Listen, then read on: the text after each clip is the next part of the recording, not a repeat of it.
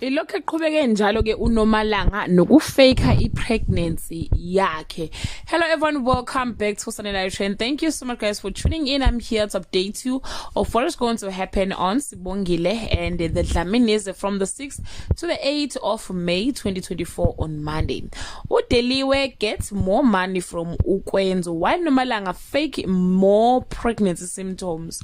Ukuzwayo has a new business venture and he gets Vilepi on it on Tuesday. Vuma formally informed the ancestors about the Kekli in the crowd and he has an announcement for Sibongile. Unjengayo is disappointed in Kwenzo for trying to run away from his responsibilities on Wednesday.